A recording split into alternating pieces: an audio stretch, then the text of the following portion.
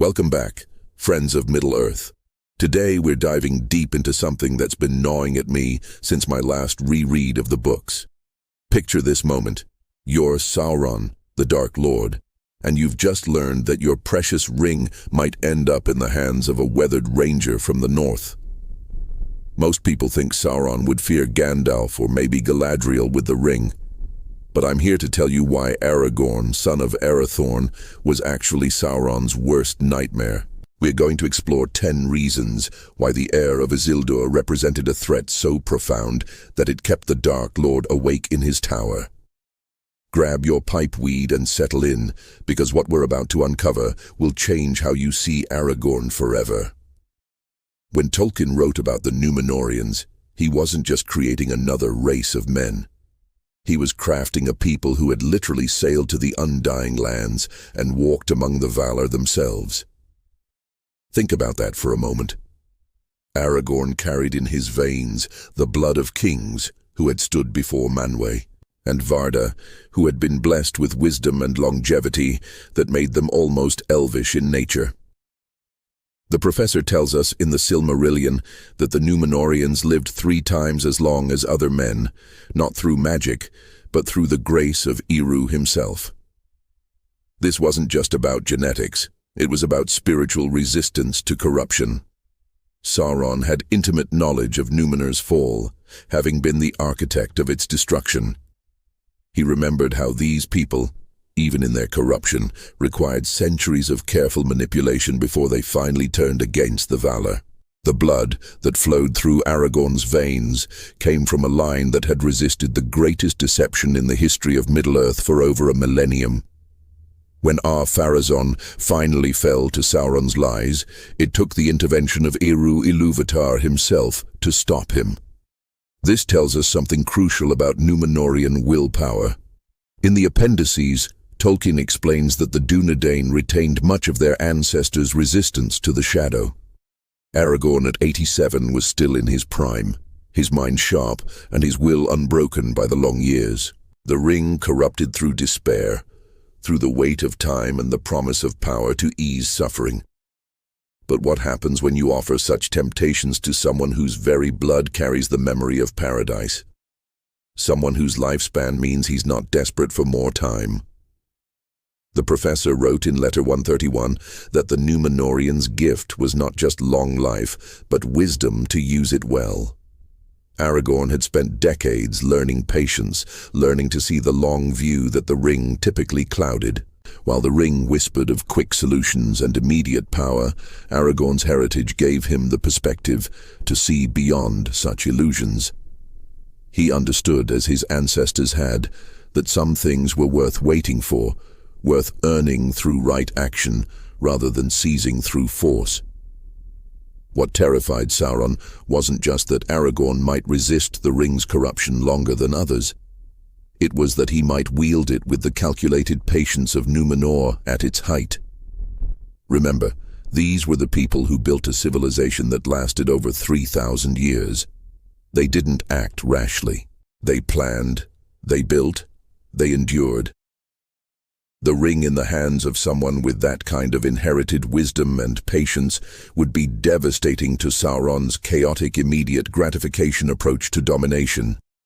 The blood of Westernessor also carried something else that Sauron feared, the ability to inspire absolute loyalty in others. We see this when Aragorn reveals himself at the Pelennor Fields, and men follow him without question. This wasn't just political authority, it was something deeper. Something that resonated in the hearts of those who still remembered the ancient alliance between elves and men. The professor emphasized that the Númenorians were bridge builders, both literally and figuratively, between different peoples of Middle-earth. Most chilling of all for Sauron was the realization that Aragorn represented the return of everything Númenor had been before its fall. The wisdom, the patience, the natural resistance to corruption, the ability to unite different peoples under one banner. The ring had never faced a bearer who combined its potential for power with the spiritual heritage to resist its dominion. In Aragorn, Sauron saw not just another ring-bearer to eventually corrupt, but the possible resurrection of his greatest historical enemy, now armed with his own weapon. The moment Isildur cut the ring from Sauron's hand, something unprecedented happened in the history of Middle-earth. For the first time since the ring's creation, it had been separated from its master, not through trickery or stealth, but through direct confrontation and victory. Tolkien tells us in the Council of Elrond that the ring was unmade in that moment, not destroyed, but fundamentally changed by the experience of defeat. It had tasted mortality, felt the bite of Númenorian steel, and learned that its master could be beaten. The ring didn't just fall from Sauron's hand, it bonded with the bloodline that had bested it. Tolkien wrote extensively about how objects in Middle-earth carry memory and will. The ring remembered Isildur's touch, remembered the moment of Sauron's defeat, and in that memory lay both opportunity and danger. For Aragorn, this connection meant the ring might respond to him more readily than to any other bearer. The pathways of power were already carved, the connection already established through blood and deed. But here's what kept Sauron awake in Barad-dûr. That same blood connection worked both ways. The ring remembered Isildur's moment of triumph, but it also remembered his moment of weakness. It knew the exact pressure points that had made Isildur claim it as his own, rather than destroy it. Sauron understood that Aragorn, faced with the same terrible choice, might make the same decision. The difference was that Isildur had been caught off guard by the ring's power, had no time to prepare for its assault on his will. Aragorn, however, had lived his entire life knowing this story. He'd grown up in Rivendell, where Elrond himself had witnessed Isildur's fall. Every day of his life had been shaped by the knowledge of his ancestor, his failure, and its consequences. The professor shows us through Aragorn's character that he was a man who learned from history, who carried the weight of his bloodline's mistakes as heavily as its glories. This wasn't just academic knowledge, it was personal, visceral understanding of exactly how the ring would try to seduce him. The Council of Elrond revealed something crucial. Aragorn had spent decades avoiding his destiny as king, precisely because he understood the corrupting nature of power. He'd seen what the desire for dominion had done to Númenor, to Isildur, to countless others throughout the ages. When Gandalf says he has dwelt long in the wild, and the name of Aragorn, the son of Arathorn, is honored in Rivendell, he's telling us that Aragorn had actively chosen hardship over ease, service over dominion, for the better part of a century. This meant that when Aragorn finally did claim the ring, it wouldn't be out of sudden temptation or desperate need, but as a calculated decision made with full knowledge of its dangers. Sauron feared this because it represented something he'd never faced, a ring-bearer who understood exactly what he was getting into. Most bearers fell to the ring because they didn't truly comprehend its power until it was too late. Aragorn would know from the moment he touched it exactly what he was gambling with. The blood connection also meant that Aragorn might be able to access the ring's power more quickly and completely than other bearers. We see hints of this in how quickly Isildur was overcome by the ring's influence. While this was partly due to its corrupting power, it also suggests that the ring responded strongly to the Númenorian bloodline. In the hands of someone prepared for this response, someone who understood both the ring's capabilities and its limitations, this accelerated connection could become a weapon rather than a weakness. Most terrifying of all for Sauron was the possibility that Aragorn might succeed where Isildur failed. The blood that had once cut the ring from the Dark Lord's hand might find the strength to destroy it entirely. Sauron had spent thousands of years ensuring that no one else would get close enough to threaten him as Isildur had. The idea that Isildur's heir might finish what his ancestor started using the ring's own power against it represented his deepest nightmare made manifest. When Aragorn stepped up to the Orthanc stone and wrested control from Sauron himself, he accomplished something that hadn't been done since the fall of Númenor. The professor tells us that the Palantir were made by the elves of Valinor, and given to the faithful as a sign of trust and alliance. These seeing stones were designed to be used by those with the authority and mental strength to command them safely. For anyone else, they were instruments of madness and domination. The scene in the Houses of Healing where Aragorn reveals to Denethor that he has mastered the Orthanc stone shows us exactly what Sauron was dealing with. Tolkien writes that Aragorn showed himself to the Lord of Barad-dûr and forced the Dark Lord to reveal his hand prematurely. This wasn't just a battle of wills. It was a demonstration that Aragorn possessed the mental architecture necessary to resist direct psychic assault from the most powerful being in Middle-earth. Think about what this means in practical terms. The Palantir operated through many of the same principles as the ring: domination of will, the imposition of one mind upon another, the promise of knowledge and power in exchange for submission. Sauron had been using the seeing stones for decades to bend the minds of their users to his will. Denethor, one of the wisest and strongest men of his age, had been slowly driven mad by his attempts to use the Ithil stone against Sauron's influence. Yet Aragorn not only resisted this corruption, but turned it back on Sauron himself. The professor shows us that this wasn't luck or temporary strength. It was the result of decades of mental discipline combined with the inherent resistance of his bloodline. When Gandalf explains to the others what Aragorn has done, his amazement is telling. Even the wizard hadn't expected anyone to successfully challenge Sauron through the Palantir. The implications for ring-bearing were staggering. If Aragorn could maintain his mental integrity while in direct psychic contact with Sauron through the Palantir, what might he accomplish with the ring's power, backing his will? The ring operated through subtler means than the seeing stones, working slowly to corrupt its bearer's judgment, but it relied fundamentally on the same process, the gradual erosion of the bearer's independent will, until they became an extension of Sauron's design. Aragorn had proven he could recognize and resist this process, even when Sauron was actively trying to dominate him. The professor emphasizes that the Palantir contest wasn't just about mental strength, but about clarity of purpose. Aragorn succeeded because he knew exactly why he was taking the risk and what he hoped to accomplish. This same clarity of purpose would serve him well against the ring's more insidious temptations. What made this even more dangerous from Sauron's perspective was that Aragorn's success with the Palantir had given him intelligence about his enemy, his capabilities and limitations. He'd seen into Barad-dûr itself, witnessed Sauron's strength and his fears.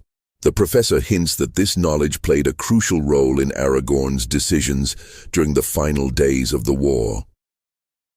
A ring-bearer with intimate knowledge of his enemy's mind would be unprecedented in Sauron's experience. The Palantir contest also revealed something about Aragorn's tactical thinking that would terrify any military commander. He hadn't used the Seeing Stone defensively, trying merely to resist Sauron's influence. Instead, he turned it into an offensive weapon, using it to force Sauron into revealing information and making premature moves. This combination of mental fortitude and tactical aggression suggested that Aragorn wouldn't simply try to resist the ring's corruption, but might find ways to turn its power against its creator. When we think about why Sauron feared Aragorn as a potential ring-bearer, we can't ignore the 87 years the heir of Isildur spent learning the enemy's ways. The professor shows us through the appendices that Aragorn served under both Thengel of Rohan and Ecthelion of Gondor. But his real education came from decades of ranging through the wild lands where Sauron's influence was strongest. He'd fought orcs in the Misty Mountains, tracked wargs through Rhovanion, and hunted the Nazgûl themselves through the dark valleys of Eriador. This wasn't theoretical knowledge gained from books and councils. Aragorn understood viscerally how the enemy's mind worked, because he'd spent most of his adult life fighting the creatures that mind had spawned. In The Prancing Pony, when he instantly recognizes the threat the hobbits face, We see the result of decades of experience reading the signs of evil. The professor tells us that rangers developed an almost supernatural ability to sense the presence of the shadow, born from long years of hunting it through every corner of the north. The Council of Elrond reveals just how extensive Aragorn's knowledge really was. When the others speak of Sauron's strategies and capabilities, Aragorn doesn't just listen. He adds crucial details about troop movements, the state of various strongholds, and the enemy's likely tactical responses. This intelligence came from first-hand observation, from years of watching and learning and staying one step ahead of forces that would have destroyed anyone less skilled or experienced. But the professor shows us that Aragorn's education went deeper than tactics and strategy. He understood the psychological warfare that was Sauron's true specialty. He'd seen good men broken by fear, watched courage crumble under the weight of despair, witnessed the slow corruption that turned allies into enemies. The ring worked through exactly these mechanisms, exploiting doubt and fear and the desire for easy solutions to complex problems.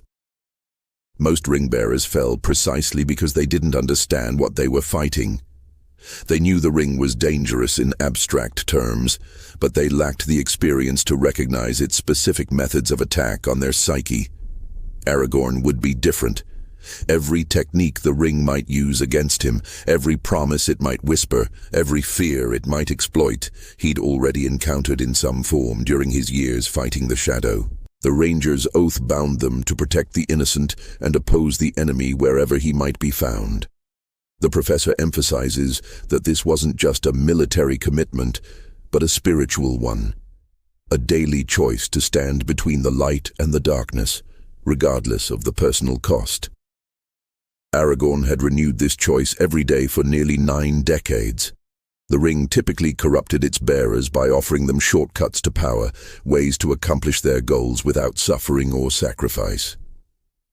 Aragorn's response to such temptations was already well established through his actions. When offered the throne of Gondor earlier in his life, he'd refused it until he could earn it properly. When given chances to use his heritage for personal gain, he'd chosen instead to serve anonymously in the wild. The professor shows us a man who'd already rejected every shortcut to power the ring might offer him, who'd chosen the hard path so consistently that it had become his nature. The ranger's knowledge extended beyond Sauron's military capabilities to his deeper weaknesses. Tolkien reveals through various sources that Sauron's greatest limitation was his inability to conceive of anyone willingly destroying power rather than using it. Aragorn's decades of experience with the enemy's psychology would give him unique insight into this blind spot. A ring-bearer who understood exactly how his opponent's mind worked, who knew precisely which assumptions he could exploit, would represent a threat Sauron had never been designed to face. The idea of Aragorn claiming the ring and using it to restore the ancient kingdom of Arnor, and was not just political speculation, it was Sauron's deepest strategic nightmare come to life. When the professor writes about the ancient alliance between the two kingdoms, he's describing a military and economic powerhouse that had dominated Middle-earth for over 1,000 years. At its height, the reunited kingdom stretched from the Grey Havens to the Sea of Rhûn, commanding resources and manpower that even Sauron in his first defeat had barely been able to overcome. The appendices tell us that the kingdom's division had been one of Sauron's greatest victories, achieved not through direct conquest, but through careful manipulation and the gradual weakening of the Númenorian bloodline. For over 1,000 years, he'd worked to ensure that Arnor and Gondor remained separate and suspicious of each other, their combined strength never again brought to bear against him. The return of Isildur's heir threatened to undo a millennium of careful political sabotage. But this wasn't just about reuniting two kingdoms. The professor shows us that Aragorn's legitimacy extended far beyond formal borders. The blood of Númenor commanded respect throughout Middle-earth, from the Shire to Dorwinion. We see this when the dead men instantly recognize his authority, when the southern fiefs rally to his banner without question, when even the mouth of Sauron speaks to him with grudging acknowledgement of his royal status. With the ring's power behind him, Aragorn wouldn't just be restoring the Old Kingdom.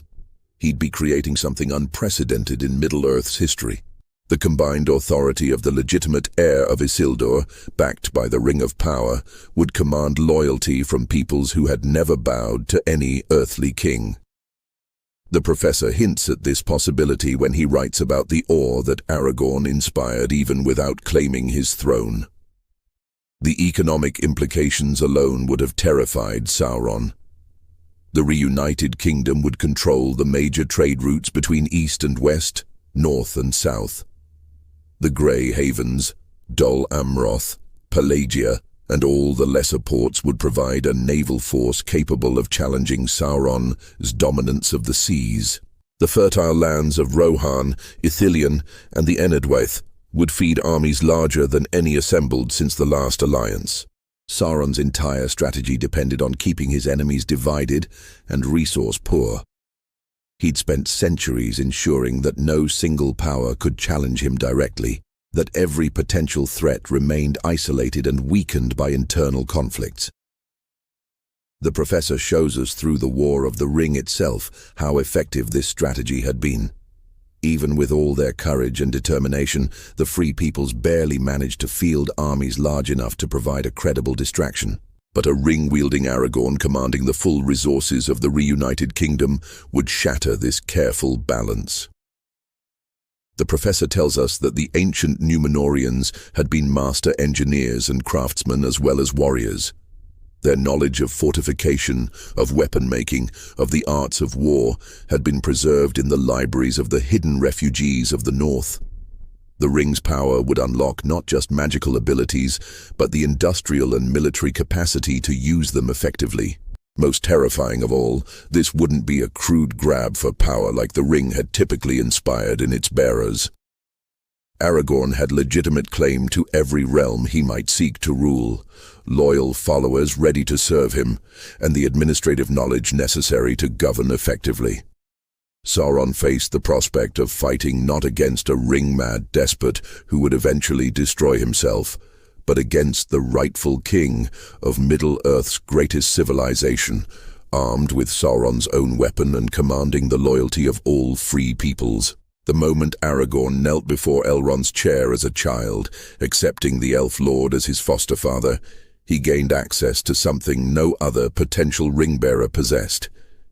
3,000 years of direct knowledge about the Rings of Power.